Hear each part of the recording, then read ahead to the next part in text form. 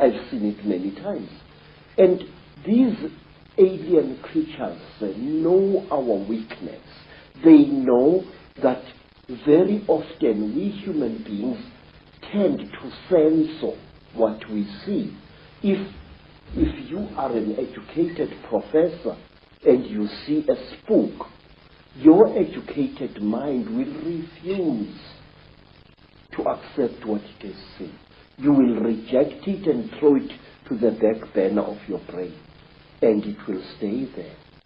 Hundreds of us see very strange things every day, but we refuse to accept what we see.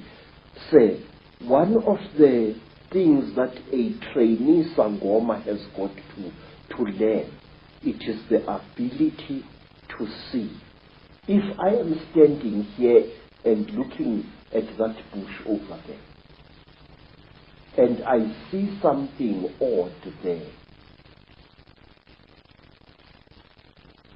I must know what I've seen. But wait, sir, there is something else.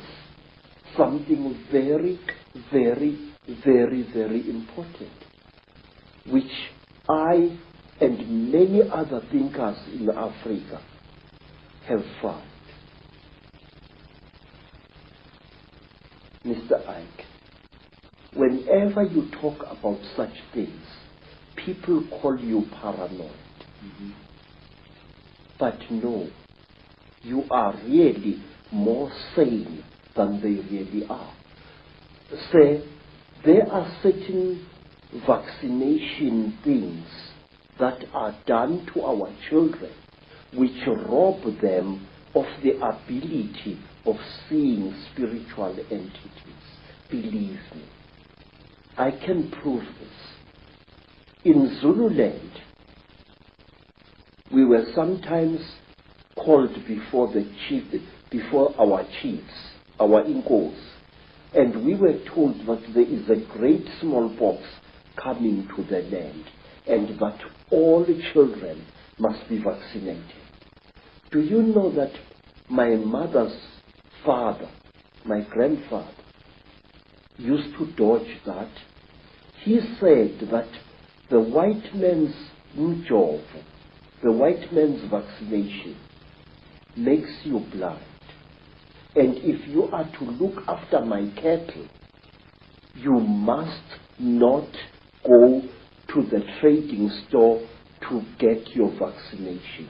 But wait, the school inspectors used to come into the land and check each child for signs of vaccination or lack of it.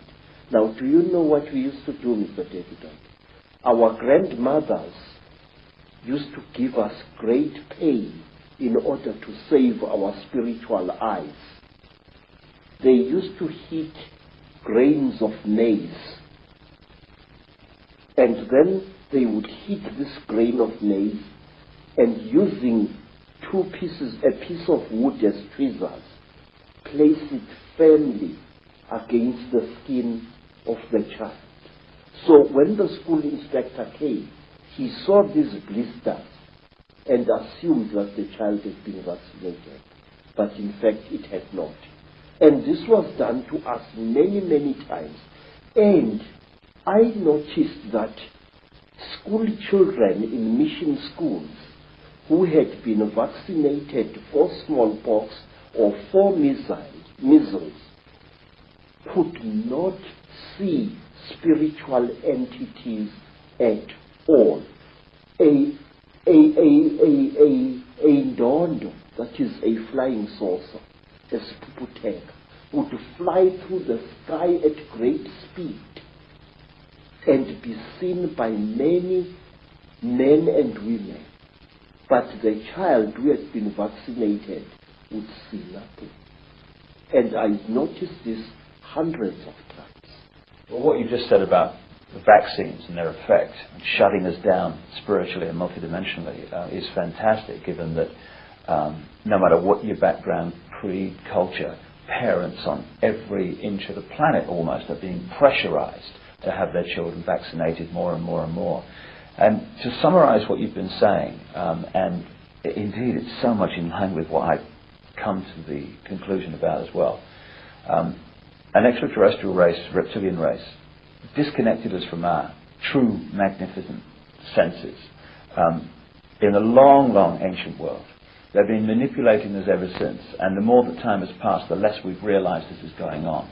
And now we're at a point where we are in a prison without bars, a massive prison, and we don't even know we're in prison. We don't even know who the jailers are. Indeed, when the jailers are exposed, people just laugh and ridicule and all that stuff.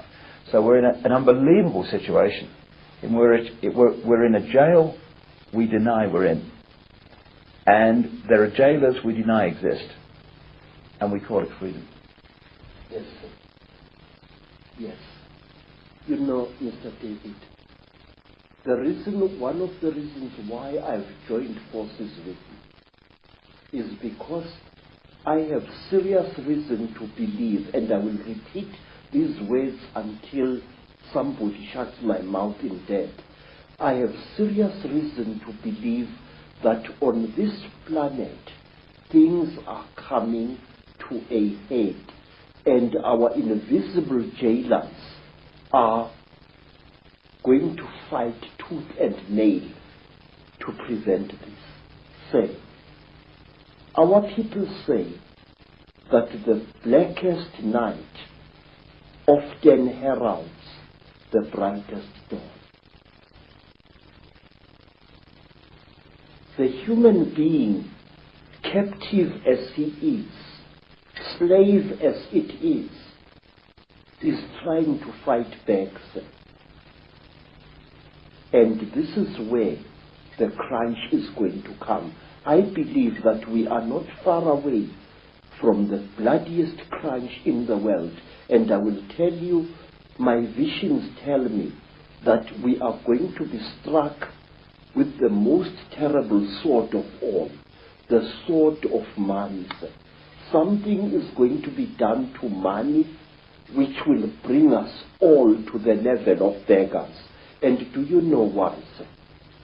Let me tell you. I used to work for big game hunters in Kenya.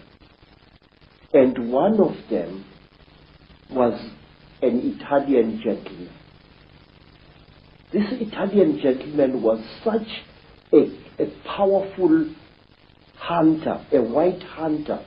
He used to shoot 2 bull elephants a day in Kenya, and he used to celebrate the shooting with a huge bottle.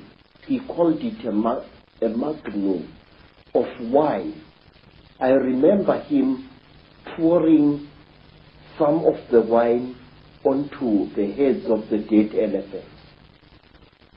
And then one day we went with this man to the land now called Rwanda, which used to be called Rwanda Urundi. We went up the mountain, and there, accompanied by pygmies, he shot a gorilla, a huge ngangi with silver fur all along its back. And the great beast died so bravely that this Italian hunter started weeping like a woman. He fired us, told us that the job is finished, and he never hunted again.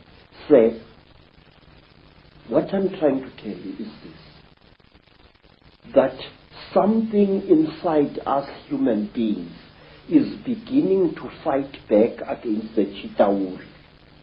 Something inside us human beings is beginning to say no. And the Chitauri are going to drag us all right into hell itself.